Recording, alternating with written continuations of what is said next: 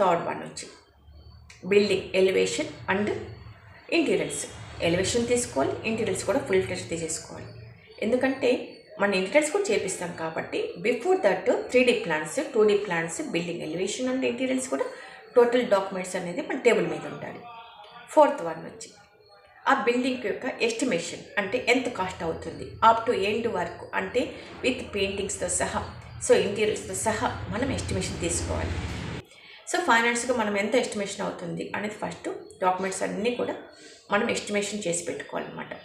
Fifth one, మనకు ఒక engineer ద్వారా మనం ఆ బిల్డింగ్ కన్స్ట్రక్షన్ ఇంజనీర్తో చేయించుకుంటున్నామా లేదా కాంట్రాక్టర్ చేయించుకుంటున్నామా, వాళ్ళతో ఫుల్గా అగ్రిమెంట్, ఏ మెటీరియల్స్ యూజ్ చేస్తున్నారు, ఏ స్టేజ్ వైజ్గా మనకు ఏ టైంలో ఇస్తున్నారు, మనం ఏ స్టేజెస్లో మన పేమెంట్స్ ఎంత పర్సెంటేజ్ అనేది మనము వాళ్ళకి ఇవ్వాల్సి ఉంటుంది. ఫుల్ డీటెయిల్స్ లాంగ్ వీడియోలో ఉన్నాయి, చూడండి ఫ్రెండ్స్.